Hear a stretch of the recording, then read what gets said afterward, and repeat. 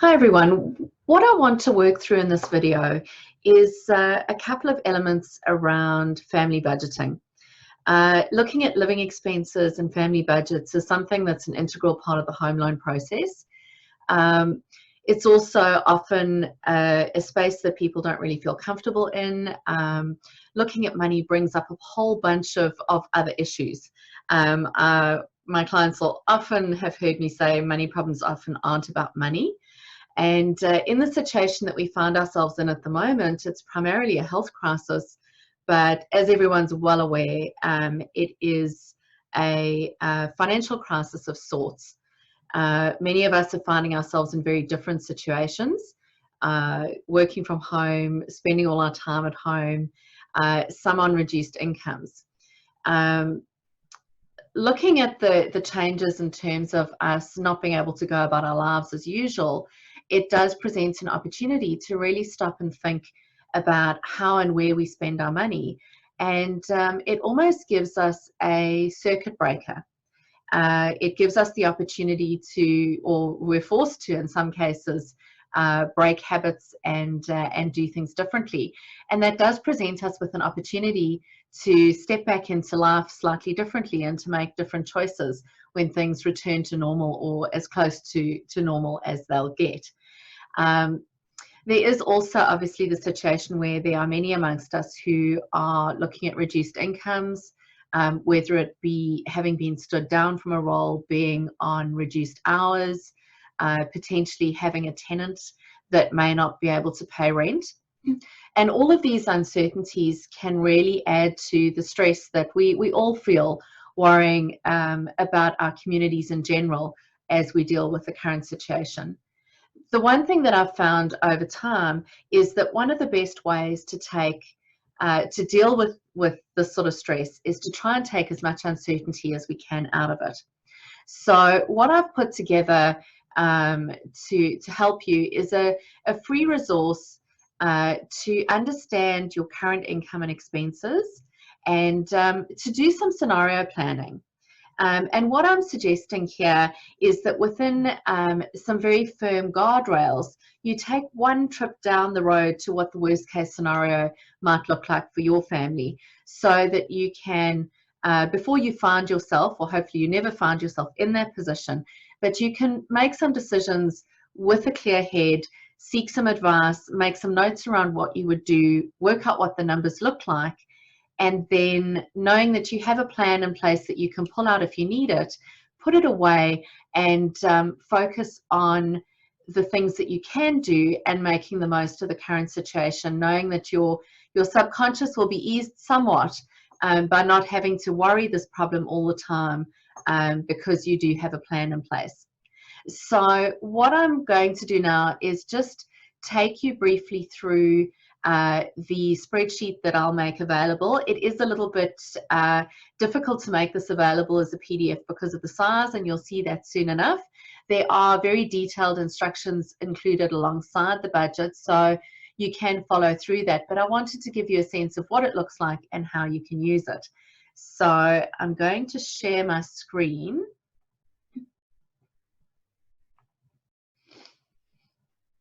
And hopefully now you can all see the window with the spreadsheet and the notes.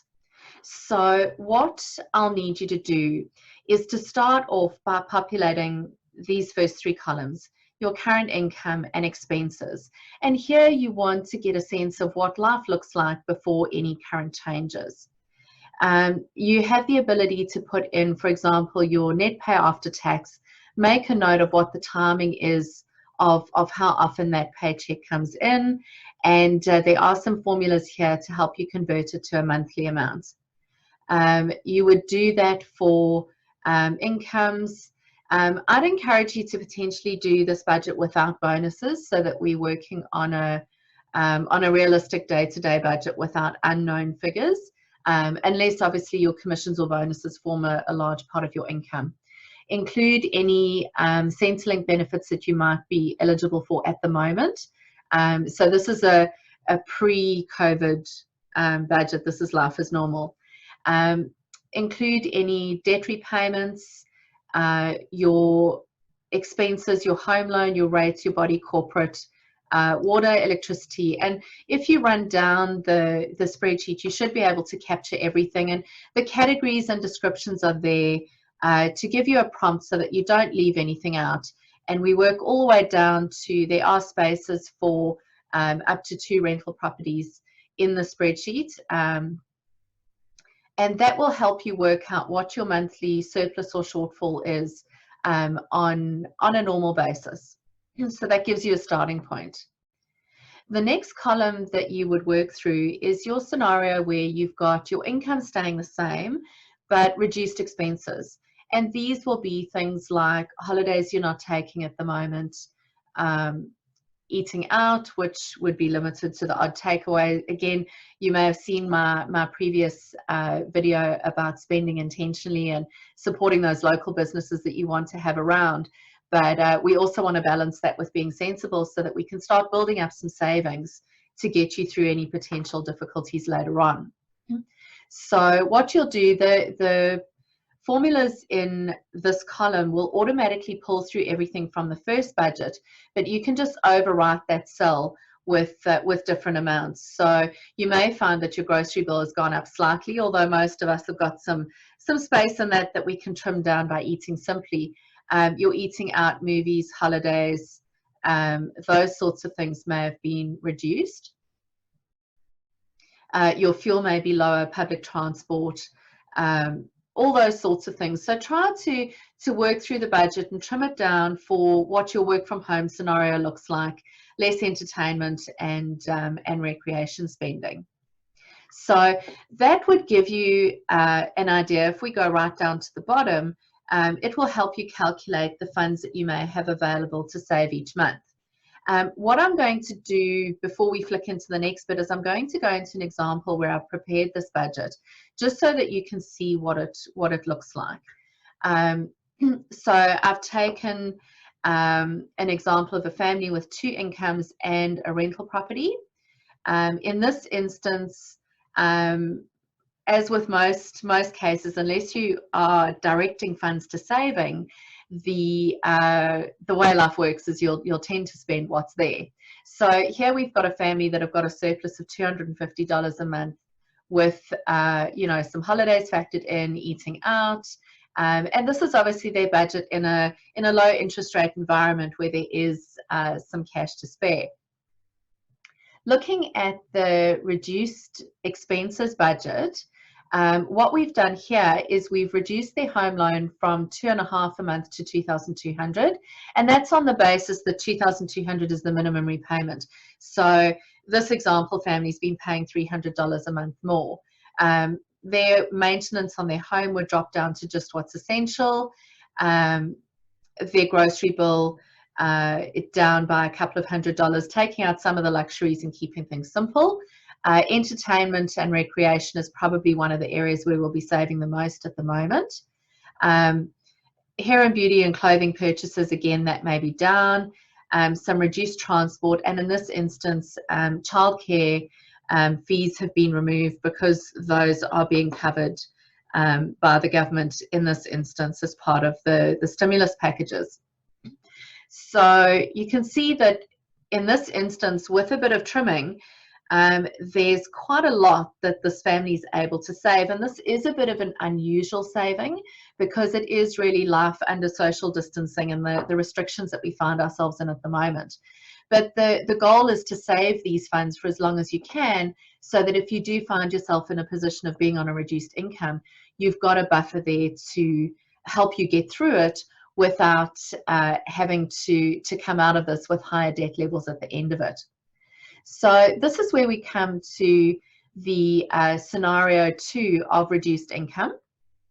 In this instance, what I've looked at is the primary income earner having to drop down to 50% of their wages, and the second income earner in the family dropping onto the job seeker pay of $1,500 a fortnight. So the $2,800 odd is what you would clear per month after tax, assuming no other income other than the job seeker. So there's been a substantial drop in income here. And at this point, the fields that I've highlighted in orange would be the ones where you'd make further reductions because your income's dropped and you really need to pull back. So we've pulled back on maintenance on the house, which I understand the irony in that, given that you've probably got a bit more time to get those sorts of things done. Pulling back a lot harder on eating out, so that really is keeping it to a very occasional treat, and trimming, budgets for gifts and that sort of thing right down. Reducing public transport altogether, assuming that that's the instance. And here we end up with a situation where we've got a shortfall of around $300 a month. Now, if we'd gone to the first scenario of being able to save $3,000 in a month, even if it was just for 1 month, that would tide this family over for almost 11 months under the scenario of reduced incomes. And that's without making any changes to any debts, without taking any debt repayment holidays or anything else like that. Coming down to the worst case scenario, what we've looked at here is said, okay, well, let's look at the situation where both income earners have been stood down from their jobs and are limited to the job seeker payment, until the end of the 6-month period, when things start to come out of the hibernation, with that being the word that's being used. In this instance, we would potentially look to take advantage of the deferral of loan repayments on the home loan, trying to keep the repayments in place for the personal loan, and in this instance, I've actually also said, okay, well, look, we now, given that we're doing worst case, we're going, okay, well, the tenant can't pay their rent either. So we've taken out rental income and we've looked at a repayment holiday for the interest on that rental property loan. So with those adjustments to the debt, we're finding that there is a surplus of about $600 a month. What I'd be recommending in this instance is, rather than negotiating a full repayment holiday on the home loan, is to try to keep paying something so that that home loan's not going up significantly over time. So it can be a little bit confronting and stressful going through this process, but working it all out and making the decisions now gives you the ability of going, okay, it's not what we want to have happen, but if it does, we've got a plan in place. We can put it away. And the expression that I've used there is to try to avoid borrowing trouble from tomorrow.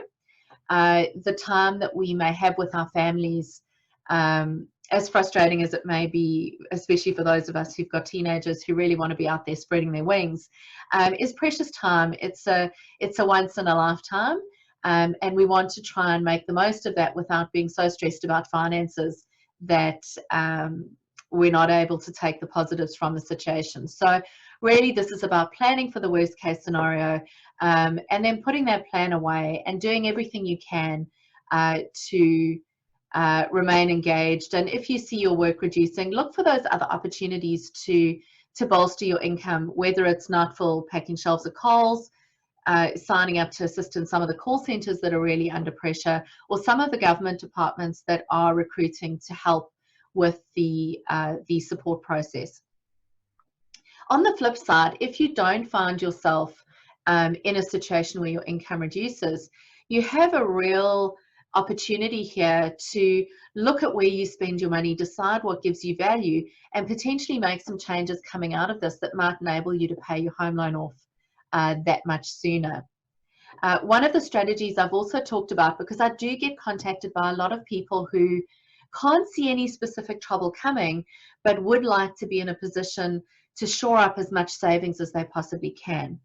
If your jobs are secure now, and you can't see any issues coming, coming down the pipeline in the next couple of months, but say you are, 6 or 7 or 8 years into a mortgage, one of the options you can consider, and it will involve specific advice for your circumstances, is you could consider trying to refinance to a cheaper rate and potentially taking a new 30-year loan term on that mortgage. What I would recommend in that instance, because it can lead to you paying more interest over time, is that you keep your repayments at the same level for as long as you can, ideally for the duration of the loan. So your benefit is coming from the reduced interest rate. But keep the difference between your current repayments and the new minimum repayment in an offset account, bolstering those savings so that if you do find yourself in a situation where you need to draw on cash at any period, you'll have built up some savings over time. So there are a number of different ideas that I've thrown out here. They won't all be right for everyone, but I would invite you to give me a call and let's have a chat about your circumstances and work out what the best option is for you to try and future-proof both your family budget and your mortgage and take some of the stress out of the situation. So thank you for sticking with me. I know it's been fairly long-winded, but lots to explain. If you'd like a copy of the spreadsheet, please drop me an email at tanya@affinitusfinance.com.au. Drop me a message in the comments below the video or send me a private message. Look up my number, give me a call, but happy to make a copy of the spreadsheet available to you at absolutely no cost. Along with a checklist of what you can do. I'd love to see you and your family come out of the situation in a strong financial position, ready to take advantage of things as they change. So thank you for joining me.